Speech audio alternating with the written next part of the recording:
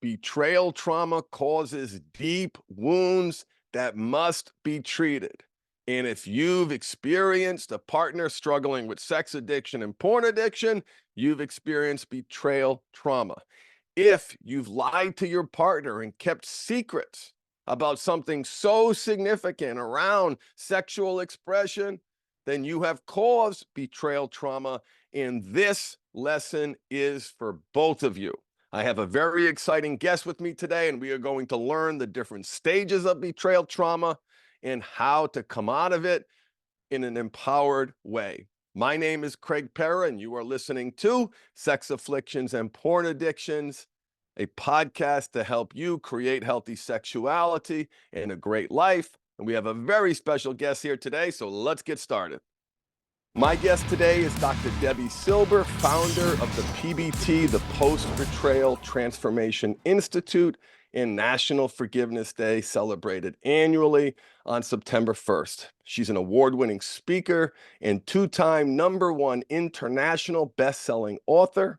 Her podcast, From Betrayal to Breakthrough, is also globally ranked within the top 1.5% of podcasts. Her recent PhD study on how we experience betrayal made 3 groundbreaking discoveries and changes how long it takes to heal. In addition to being on Fox, CBS, The Dr. Oz Show, TEDx twice, and more. She's dedicated to helping people move past their betrayal, as well as any other blocks preventing them from the health, work, relationships, and happiness they want most. Debi, welcome to the podcast. Thank you so much. Looking forward to our conversation. Me too. What made you so passionate about such a sensitive and difficult subject? Yeah, I don't think anybody says, oh, I think I want to study betrayal. No, you study it because you have to. I'm in business over 32 years, health, mindset, personal development. And then I had a really painful betrayal from my family. I thought I did everything I needed to do to heal from that. And then it happened a few years later. This time it was my husband. That was the deal breaker. So I got him out of the house and I looked at the 2 experiences thinking, what's similar to these 2? Of course, me, but what else? And I realized I never took my own needs seriously. Boundaries were always getting crossed. And I'm one of those people that believes if nothing changes, nothing changes. So here it was, 4 kids, 6 dogs, a thriving business. And I decided to go back for a PhD. I didn't know how I was going to pay for it. I didn't know how I was going to manage the time. But I usually go to books or source resources, and there was nothing that I could find that could help. So I enrolled in this PhD study. It was in transpersonal psychology, the psychology of transformation and human potential, because I was changing so much, I didn't quite understand it. He was too, wasn't ready to look at that. And then it was time to do a study. So I studied betrayal. What holds us back? What helps us heal? And what happens to us physically, mentally, and emotionally when the people closest to us lie, cheat, and deceive. That study led to 3 groundbreaking discoveries, which changed my health, my family, my work, my life. And gave birth to everything that you're doing now, I take it. Everything, because you can't go making discoveries and go back to doing what you were doing. It just made complete. Yeah, tell me, Debi, is my guess is that when you were at this low point, what you found wasn't helpful. And I think that there's a lot out there that isn't helpful. A lot of traditional ways to treat this problem may work for some people, but anchor people to a negative identity or even victimhood. What was your experience when you were out there looking for resources? There was really nothing. And as I shared the discoveries, I can tell you exactly why the common things that we think we're supposed to do don't work, because the research proved why those things don't work. Because what I find people mostly doing is they either numb, avoid, distract because it's so painful. That doesn't work. They join some sort of support group, but it's like the Ain't It Awful Club, and then what happens is you actually will sabotage your healing because you don't want to outgrow your people. Or people go to therapy, and if that therapist isn't highly skilled in moving people through betrayal trauma, not just in betrayal trauma, in moving people through betrayal trauma, it actually keeps them stuck in a very specific spot that I could talk about as it relates to the 3rd discovery. Well, I can't wait to get into those 3 breakthroughs, and maybe this question will set that up. What's unique about the betrayal trauma wound? Why is it so painful, and why are these breakthroughs that I'm so Yeah. excited to get to are so important? Yeah, and that's such a perfect setup for the first discovery. I had a feeling betrayal was a different type of trauma. I had been through death of a loved one. I'd been through disease. And I was like, betrayal feels different. I didn't want to assume it was the same for all my study participants. So I asked them, if you've been through other traumas besides betrayal, does it feel different for you? Unanimously, they said it's so different. Here's why. Because it feels so intentional, we take it so personally. So the entire self gets shattered. Think about it. Rejection, abandonment, belonging, confidence, worthiness, trust, they're all shattered. Like when you lose someone you love, you grieve, you're sad, you mourn the loss, life will never be the same. You don't question your ability to trust. You don't question the relationship. You don't question your sanity. With betrayal, you do. So that betrayal is a different type of trauma. That was the first discovery. So I gave it that type of healing its own name, which is now called Post Betrayal Transformation, the complete and total rebuild of your life and yourself after an experience with betrayal. That was the first discovery. And is it fair to say that my experience is that transformation is necessary? Without that, you can't status quo, hope things are going to get better. And one of the things I hear sometimes is from partners. My clients typically are men who've lied about their pornography use, who've lied about affairs and all sorts of other things causing that deep betrayal trauma. What do you say to the partners where he did this, he's the one who needs to get help? Why do I need to do anything? It's a great question. And first of all, we have both within our community. It's not just the men who betray, for sure. We have For men sure. coming into the PBT Institute as betrayers and betrayed, and women coming in as betrayers and betrayed. So, sure, you can look at it and say, as the betrayed, well, why should I have to do the work? I didn't do it, but you're the one in the trauma. So the work isn't necessarily to rebuild. The work is for you to heal everything that was destroyed about yourself. All of the self, the attack to the self that was destroyed, all needs healing. Confidence, worthiness, belonging, trust, all those things need to be healed, having nothing to do with the other person. Because what happens sometimes is you do the work to heal, you may outgrow that person. You do the work to heal, you may not have any bit of an interest in them anymore. So what we do within the PBT Institute isn't necessarily, and this is why we found a lot of people come into the PBT Institute with therapy trauma, couples counseling trauma, because if the only intention is just to get you both okay, that's not always a fit. Because what happens is you may start healing. So you can see something I'm doing with my hands. You'll never forget this. This is what most people do. They're together. They're betrayed. They're heartbroken. They're so sad. They just want the pain to go away. So they just keep doing this. And this is where repeat betrayals happen. Nothing really happens. Nothing really changes.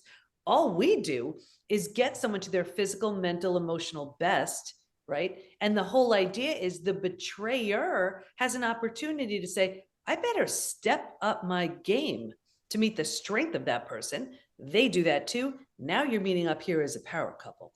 But what happens is in let's say typical couples counseling or things like that, you're doing this, the person's healing, but they're so afraid of outgrowing this person. So they just keep sabotaging themselves so they don't outgrow them. They like it here. This is where they belong. This is what feels good. But this person isn't doing the changing. So if the only goal is to get you both together, this person doesn't heal only to meet this person where they're at. That's not right. Does that make sense? Oh, it makes perfect sense. I had in our program, we had a level 3 ICU nurse, Debi, who said something to me that I'll never forget. She was struggling with betrayal trauma. And she'd go to work in the most intense of environments, and she would have the most challenging of medical cases. And she recalled the people who were in the rollover car accident, who were in a bit of a shock, or excuse me, not a bit, who were in shock. Yeah. And she said, that's the wound that I need to treat. That's how I feel. She felt that betrayal, and I'm so glad she connected with it, is causes not just a an emotional wound, but a physical wound. And I know you Oh, yeah. speak to that. Can you color Yeah, that in a little sure. bit for us?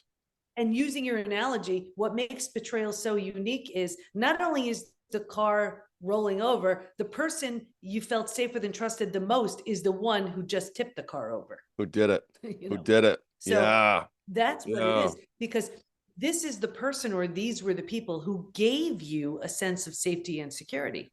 So when this is the person, or these are the people to take that very sense of safety and security away, that's what makes it so shocking and so traumatizing. So Mm, it's as if it weren't bad enough, it's the person you trusted the most. And the most. that's where that wound really comes in. So the physical, that's so real. And here's the thing: we think, oh, time will heal it, or even a new relationship will heal it. That's not the case. So the second discovery was that there's actually a collection of symptoms, physical, mental, and emotional, so common to betrayal, it's known as post-betrayal syndrome. Now, we've had over 95,000 people take our post-betrayal syndrome quiz on our site to see to what extent they're struggling. And there's a question on there that I read all the time, and it's is there anything else you'd like to share? And people write things like, my betrayal happened 35 years ago, I'm unwilling to trust. My betrayal happened 15 years ago, it feels like it happened yesterday. So we know, until and unless you intentionally and deliberately heal it, it will follow you around in your work, in your health, in your relationships. But every so often I pull the stats from the quiz to see where people land. Happy to share them if that would serve.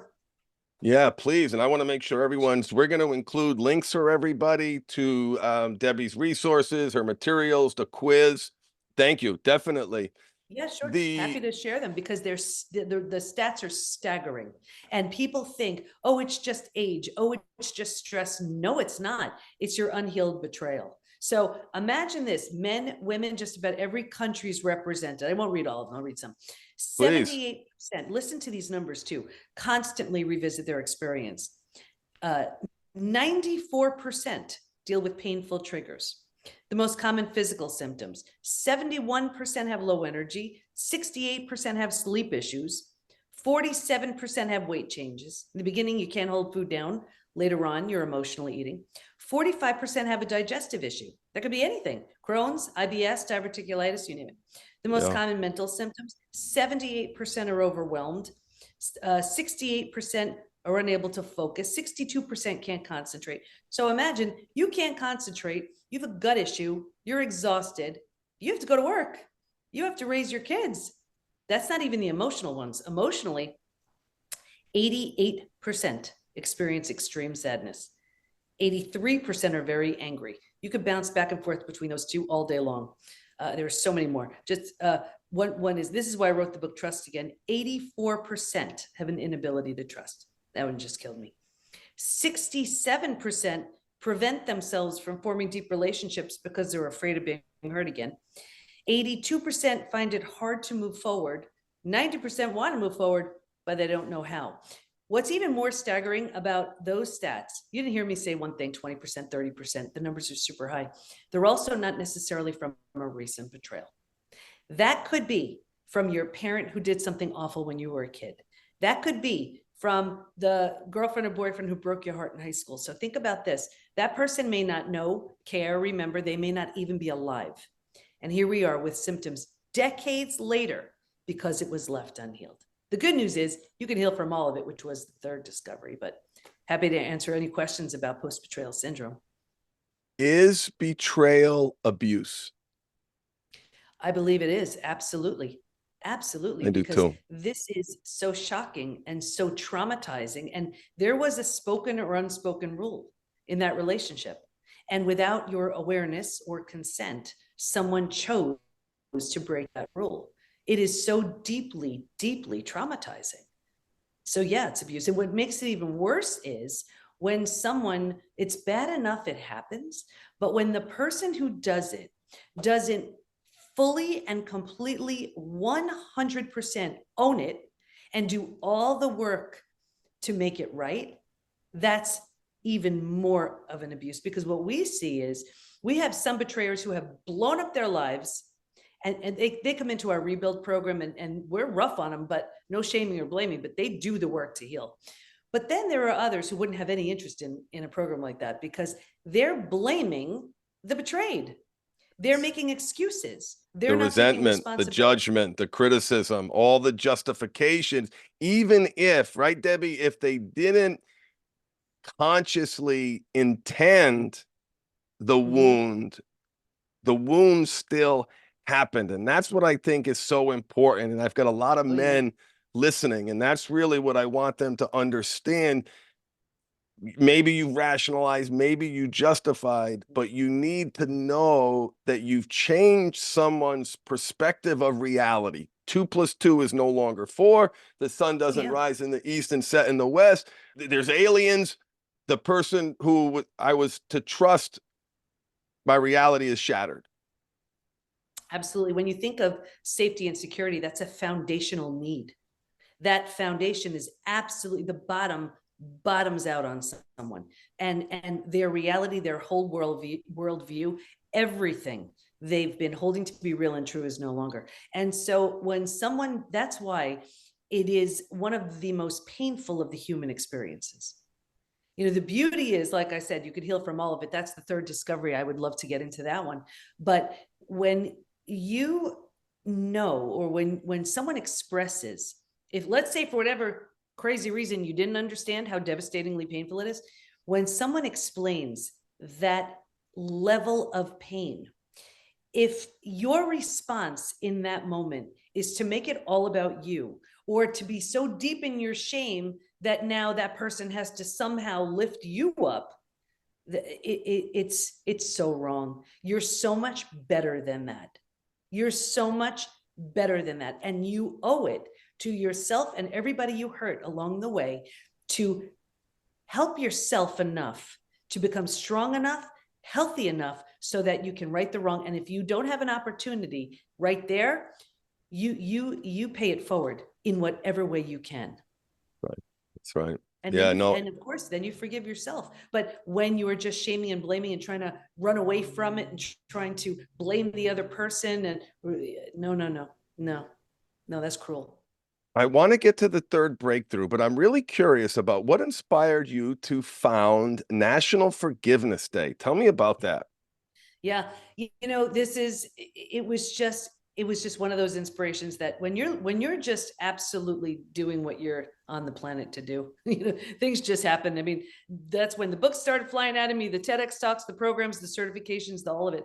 And when it comes to forgiveness, this isn't necessarily about forgiving the person who hurt you. And for the betrayed, this isn't necessarily, you know, this could be, even when they say, well, why should I forgive myself? I didn't do anything wrong. Well, maybe you were too hard on yourself. Maybe you thought it was you. Maybe you thought it had anything to do with you. Maybe you didn't give yourself the love, the support, the healing, the strategy, the tools that you needed.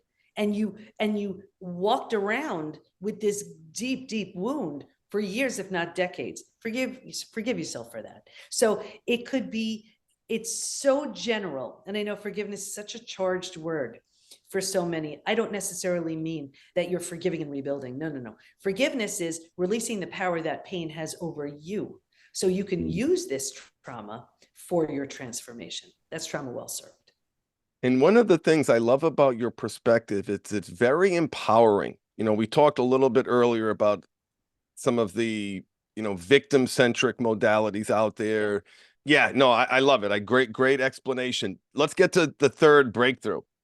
Yeah, for me, this was the most exciting. And what was discovered was, while we can stay stuck for years, decades, a lifetime, and so many people do, if we're going to fully heal, and by fully heal, I mean those symptoms of post-betrayal syndrome that I just shared, to that completely healed and rebuilt place called post-betrayal transformation, we're going to go through 5 proven, predictable stages. And what's even more exciting about that is we now know what happens at every stage, physically, mentally, and emotionally. And we know what you need to do in order to move from one stage to the next. Healing is entirely predictable. Happy to go through the stages. Yeah, let's do it. We're creatures of habit, and I love it. This is great. Yeah. Let's dig into stage 1. Yeah, and to answer your question, when you said what made you, found the PBT Institute, you don't come up with 5 stages and know that there's a predictable way to heal and keep that to yourself. So I put the 5 stages in a program and it blew up. And then everyone wanted to work with me, and I was like, well, how do I get the 5 stages in everyone's hands? I created a certification program, and that went crazy. And then I thought about it and I said, wait a second, I did the research. I know what works. I know what doesn't work. What would happen if I put what the research proved works under one roof, excluding everything else? That's the PBT Institute. I love it. I love it. Yeah, to answer your question, and that's all we do. We move people through the 5 stages all day long. So stage 1, I'm going to give you a real boiled down version. This is before it happens. And if you can imagine 4 legs of a table, the 4 legs being physical, mental, emotional, and spiritual. What I saw with everybody, me too, was a real heavy lean on the physical and the mental thinking and doing. We're so good at that. And kind of neglecting or ignoring the emotional and the spiritual, feeling and being. Well, if a table only has 2 legs, easy for that table to topple over. That's us. Stage 2, shock, trauma, D-Day, discovery day, the scariest of all of the stages. This is what that nurse was speaking of. And this is the breakdown of the body, the mind, and the worldview.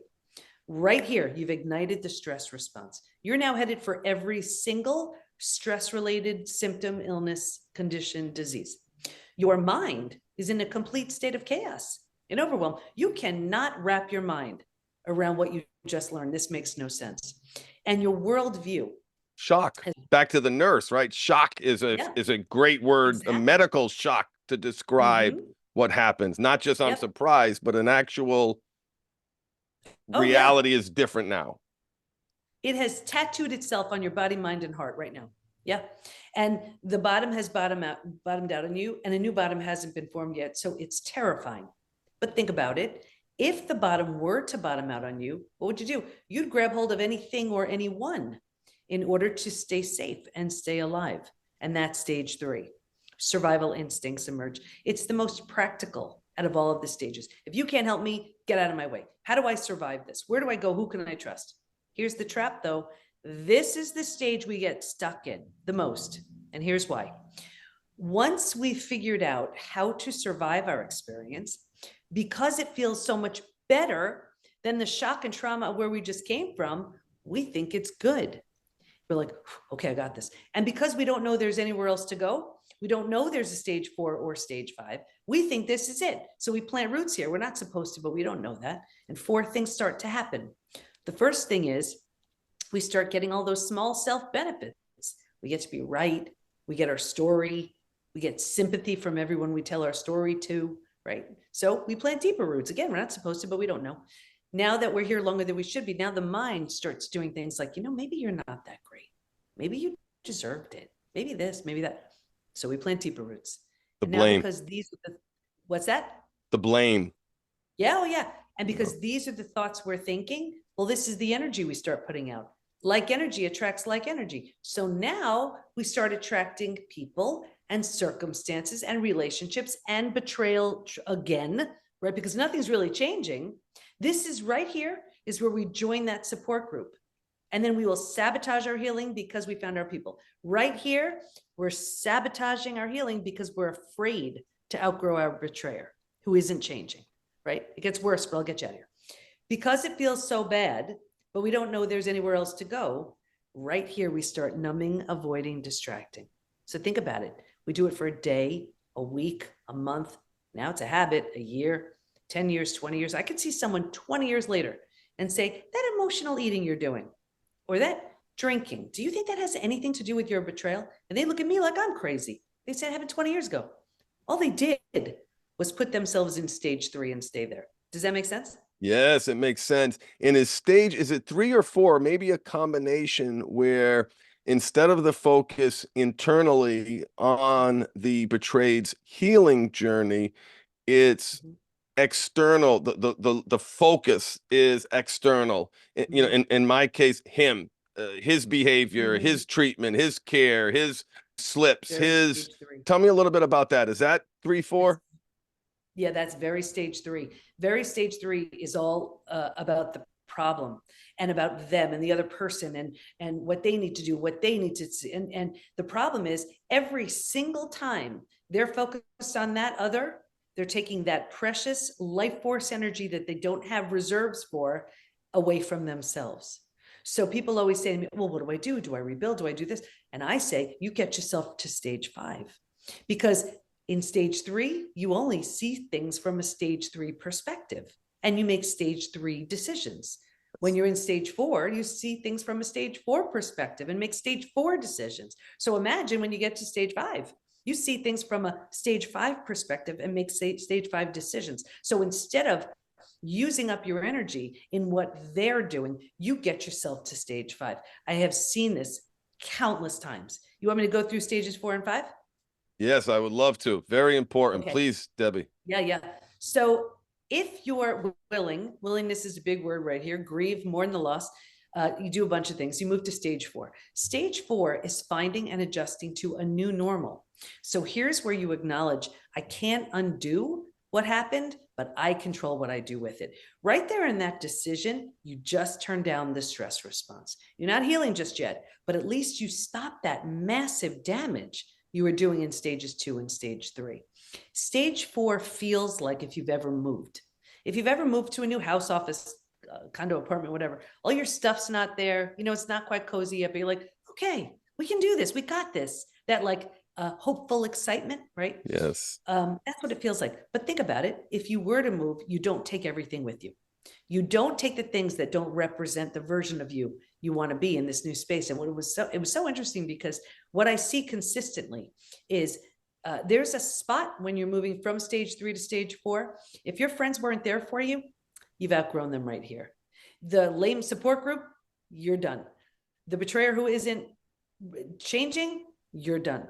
Very clear. And people say to me all the time, what the heck, is it me? Yes, it is. You're undergoing a transformation. And if they don't rise, they don't support you, they don't come along. When you've made it to stage 4, you made this new mental space cozy, you made it home, you move into the 5th most beautiful stage. And this is healing, rebirth, and a new worldview.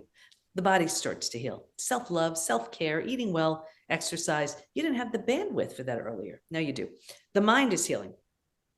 You're making all kinds of new rules and boundaries based on everything you see so clearly now. And the 4 legs of that table, by this point, we're solidly grounded, because we're not just focused on the mental and emotional, we're focused on the spiritual and the physical too, all of them. And what's so beautiful about stage 5, when you hold out and make decisions from a stage 5 place, like for example, the PBT Institute, that was a stage 5 thing.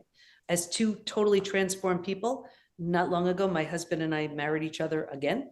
That was a stage 5 thing. It would have been out of fear if I would have done that in stage 3. Right. But as 2 completely rebuilt people, I did this, he did this, we got married again. That was a stage 5 thing. So people are terrified, though, of the complete and utter death of the old. That is the only way you birth the new, whether it's a new you or the new possibility of a totally new relationship based on new rules, new everything. So. And that's the way, right? I mean, the wound is so deep, so great, so impactful. Yeah. The cure, if you will, has to be the pursuit of a great life and learning how to heal those wounds. And so often, Debi, is this your experience too? The trauma of the betrayal is often stacked on top of other betrayal. So it's not just a betrayal. Let's say there's a husband betrayed a spouse. That experience is being filtered through her own lens. And so often, childhood is hard. We all have our struggles. Do you find that the betrayal stacks on top of each other, if you will? Yeah, repeat betrayal is a classic sign of an unhealed betrayal. You know, the face has changed, but it's the same thing. And there's a profound lesson that's waiting to be learned. I'm not suggesting that the betrayal is your fault, but it's your opportunity. The lesson could be you need better boundaries in place. Realize that you are lovable, worthy, and deserving already, right? Yes. Whatever it is, until and unless you get that, you're going to have opportunities that look like people to teach you. Like, look at my example. Here it was my family.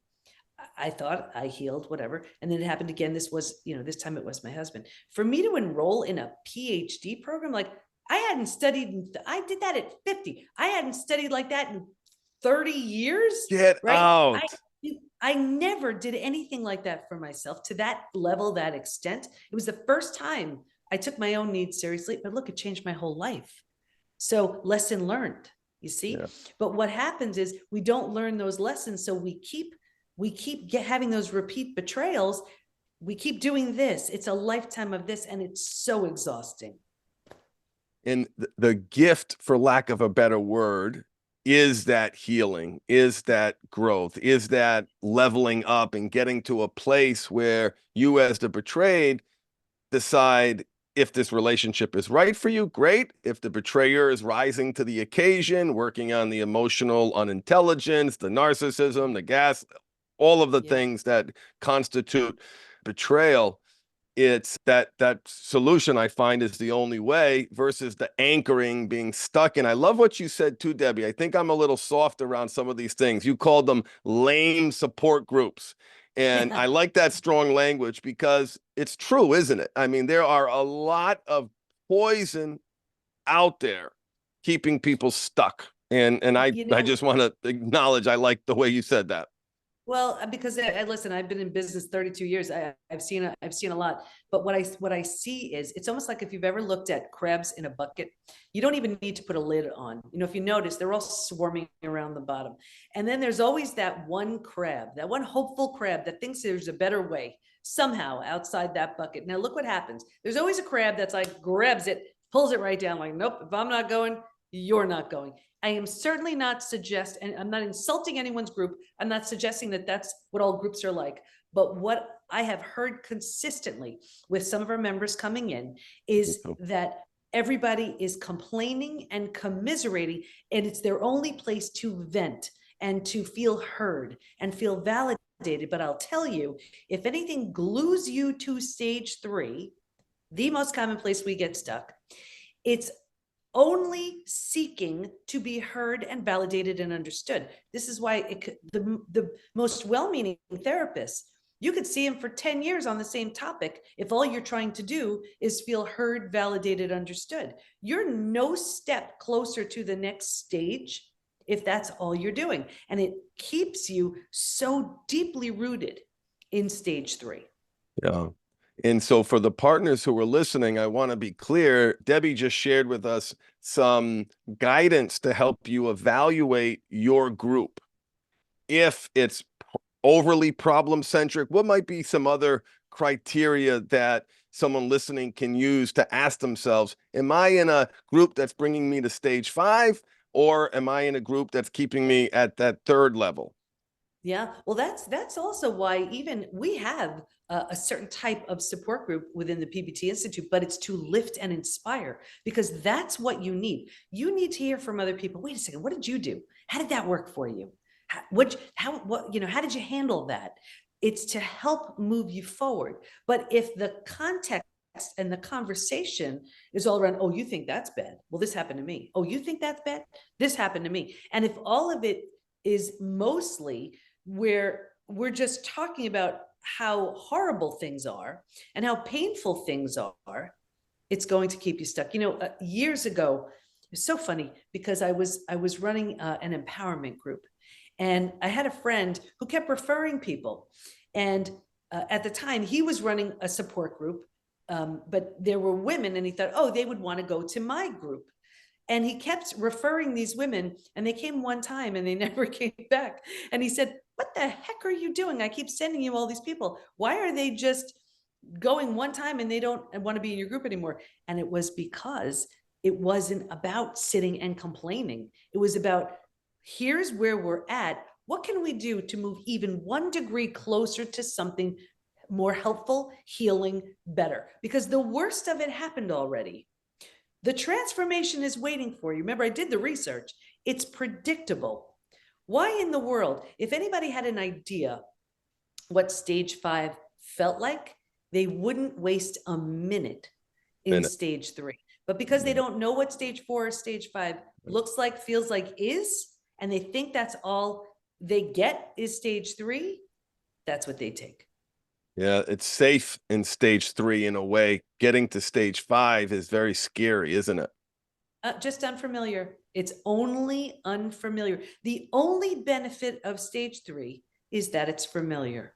That's it. That's where you have the most symptoms of post-betrayal syndrome. That's where you're struggling the most in your health, in your work, in your relationships. There is nothing good in your in stage 3. The only benefit is that you know it. So speaking to, with your group, right? These are the betrayers. All you want to do is have your partner go through stage 5, because the more they're in stage 3, the more miserable they are, the less successful both of you could ever be at a new relationship. There's nothing new either of you are bringing if the betrayer isn't changing, and if the betrayed is stuck in stage 3. That's right.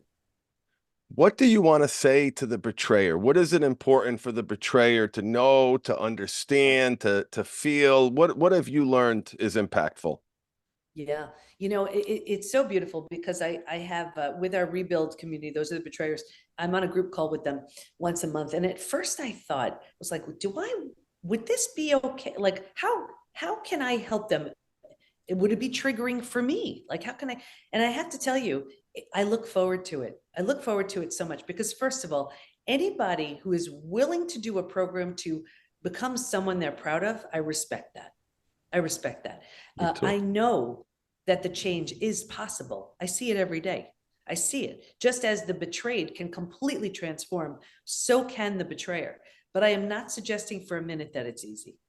But what I will say also is, because I see this a lot, yes, there may be trauma. Yes, there may be unhealed this and that, whatever. And the truth is, get all the help you need around that. It's never an excuse to betray. That's right. Ever. That's right. So even if your trauma is unhealed, even if you have stuff you need to wrap up, clean up, whatever it is, there is never, never an excuse to betray another human being. And But shattering that. I do believe in them. I do. Yes, me too. And shattering that illusion is an important part for the betrayer's journey, is understanding that, because it's so often, I know, a little bit about my story, Debbie, lied, cheated. I was the betrayer, and I wrongly would rationalize, would justify, would blame, project mother, my narcissism, my borderline-ish tendencies, all these excuses that I would put onto her. In fact, I remember one time, Debbie, I was so sensitive and projecty. I remember her calling my name from the other room, and I'm like, oh, what did I do now? I get to the kitchen, she baked cookies and was calling me to eat the cookies. And it was in that moment, it sounds like such a trivial moment. And on maybe one hand it was, but what it taught me in that moment was, I am putting a lot of stuff on her that is not fair. I didn't even experience reality correctly. Here I am thinking I'm getting in trouble. Mommy's scolding me. I did something wrong. I read that wrong. And it was at that simple moment, it was surrounded by chaos, and I got fired and all these other terrible things happened. But it was at that simple realization that my reality was deeply flawed, and I needed to check that. And there's so much power in owning your stuff. Take full and complete responsibility. That's how you get your power back. When you give it away by blaming or, making excuses, you're powerless. And this is such a desperate attempt to feel good, but nothing feels better than feeling and knowing you're a trustworthy human being who's willing to go into the depths of whatever it's going to take to become the person they're proud of. Who's honorable, who has integrity, who's done the work to understand why they lacked being honorable and lacking that integrity. And that certainly can lead to a massive, massive transformation. Absolutely. Anything else, Debbie? This was wonderful. So much information here, and there's so much great information on your website. Is there any parting words you have for my audience before we let people know how they can find you? Yeah, well, your audience is the betrayer, so I would say, know the deep, deep hurt you've caused. understand that you have shattered the heart and trust of the very person that loves you the most and you love the most. If you have been given the golden, precious opportunity at a second chance at that, imagine they are holding their broken heart in a million pieces and handing it over to you. Take that seriously. Treasure. Do the work. Yeah. Do the work. And for the betrayeds who are listening, your closing thoughts. Yeah. Even though it happened to you, it's not about you. It's not about you. Get yourself to stage 5, make all your decisions from that place. But what you will be doing is deliberately and intentionally creating a version of you who would not have had the opportunity to be created had that not happened. That's when you're using your trauma to your advantage. This version of me now, this stage 5 version, I can promise you, this was not the me before betrayal. You get to look at every thought, every action, every habit, every behavior and say, do I want to do this now? Have I outgrown this? If you love it, you keep it. If you don't love it, you let it go. And you create a new version of yourself. And that version is so healthy, so healed, so whole, so strong, so happy. That's who's waiting for you in stages 4 and 5. That's beautiful, Debi. Thank you so much for that. How can people find you? I'm going to include all the links. Michelle and I became an affiliate of your program. We absolutely love it, and we look forward to sharing more. We would absolutely love to have you back because each one of those breakthroughs and levels has their own lots to discuss. But yeah, how do people find you? Everything is at thepbtinstitute.com, and you'll have all kinds of links in the show notes so we can take it from there. Will do. Well, thank you so much, Debi. This was wonderful. Such an honor for being here. Thank you so much. Thank you. You're welcome. Have a great day. Thanks, Debi.